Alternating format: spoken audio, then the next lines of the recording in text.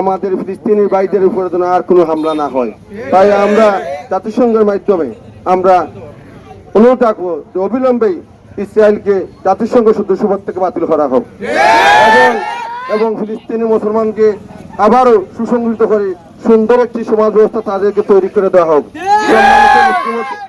সম্মানিত উপস্থিতি, আজ দেখেন আমরা ফেরি কাটছি, ইফতার কাটছি, তারাই নামাজ পড়তেছি, কিন্তু আজ আমাদের ফিলিস্তিনি ভাই বোনেরা আসলে তারা খোলা আকাশের নিচে বিল্ডিং এর নিচে চাপা পড়ে আছে। আসলে এগুলা যখন ভিডিও আমরা সোশ্যাল মিডিয়ার মাধ্যমে দেখি আমাদেরকে খুব কষ্ট লাগে। তাই আমরা এই আসমান এবং জমিনের মালিকের কাছে আমরা আবদার রাখবো, এই আসমান ও জমিনের মালিক আপনি তাদের প্রতি একটি সদয় হন, আপনার ইসরায়েলকে আপনি হেদায়েত দান করুন, আর যদি তার কপালে হেদায়েত না থাকে আল্লাহ তাকে আপনি ধ্বংস করুন, ধ্বংস করুন। আমাদের মুসলিম ভাইরা যে রক্ত ঝরাচ্ছে, আমাদের মুসলমানদের শিশু নারী পুরুষ নির্বিশেষে যেভাবে গণহত্যা চালাচ্ছে, সেটা কি আপনাদের দৃষ্টিগোচর হয় না? যদি আপনারা এই একচোখা নীতি অবলম্বন করেন, আমরা মুসলমানরা ঐক্যবদ্ধ হয়ে এখন সময়ের দাবি আমরা সেই জাতিসংঘকে প্রত্যাখ্যান করে গোটা মুসলিম বিশ্বে মুসলমানরা ঐক্যবদ্ধ হয়ে আলাদা মুসলিম জাতিসংঘ গঠন করে মুসলমানদের সেই নির্যাতন নিপীড়নের বিরুদ্ধে রুখে দাঁড়াবো ইনশাআল্লাহ। মুসলমানদেরকে বারবার পরীক্ষা করার প্রয়োজন নেই।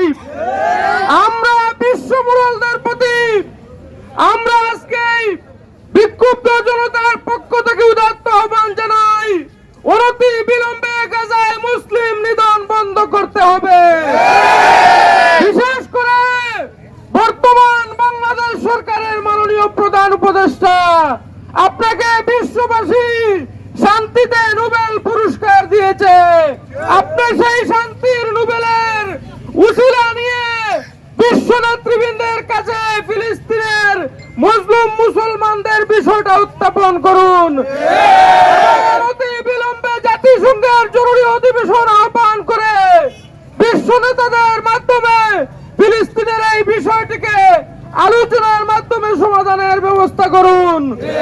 আমরা পরিষ্কার দেখতে পাই ইসরায়েলের নেতানিয়াহু আর ভারতের কসাই নরেন্দ্র মোদী একই মায়ের কুসন্তান।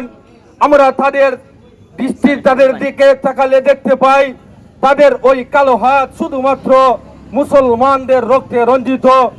আমরা জাতিসংঘকে আহ্বান করতে চাই, আর যাতে কখনো মুসলমানদের রক্তকে নিয়ে ছিনিমিনি খেলা না হয়।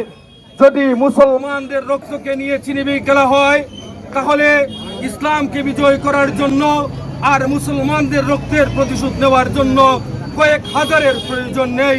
যদি কয়েকশ মুসলমানও দাঁড়িয়ে যায়, তাহলে ইসলামের বিজয় করবার জন্য এই নিজ থেকে পয়সা নিয়ে আমরা তাদের পণ্য ক্রয় করি, আর আমাদের পয়সা দিয়ে আজকে মুসলমানদেরকে পিটানো হচ্ছে।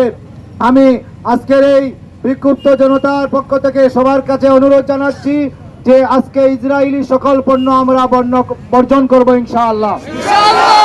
আর তারা আল্লাহ পরওয়ারদিগারে আলমের পক্ষ থেকে ঘোষণা, ইহুদ নাসারা যারা আছে বেদিন কাফির মুশরিকেরা কখনো মুসলমানদের বন্ধু হতে পারে না।